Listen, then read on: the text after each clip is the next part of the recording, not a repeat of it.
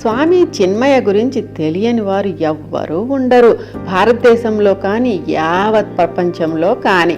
ఆయన ఓ one man ఆర్మీలా భూమండలంలో కదం తొక్కారు.